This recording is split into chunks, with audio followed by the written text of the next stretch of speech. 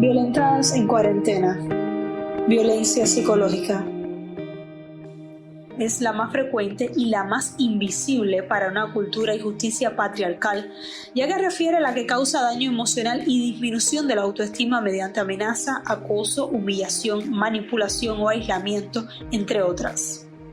La violencia de género psicológica es el mayor padecimiento que sufrieron las mujeres latinoamericanas durante la cuarentena por la pandemia de la COVID-19, según se desprende de las denuncias y llamados de emergencia que realizaron.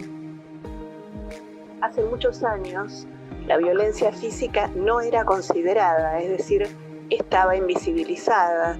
Era una violencia que dejaba marcas y cadáveres. Tras el recorrido de los movimientos de mujeres, cada vez estamos más cerca de que por fin la sociedad pueda ver que hay violencias que no solo dejan marcas en el cuerpo, también en el alma.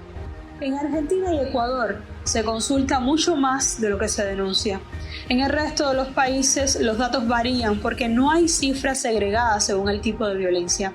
En Chile y Guatemala, la violencia psicológica es la más denunciada. En República Dominicana, Paraguay y Perú se consulta a través de las llamadas, pero no hay información sobre las denuncias.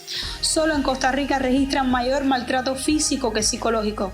Cuba, por su parte, no cuenta con una legislación de ningún tipo para la violencia de género, pero sí con alternativas de la sociedad civil que proponen acompañamiento psicológico.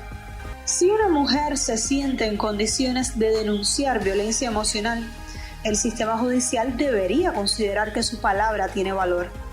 Queda demostrado que el asesoramiento es clave para tratar la violencia psicológica, muy normalizada en la cultura y, por tanto, la que más genera incertidumbre en las víctimas.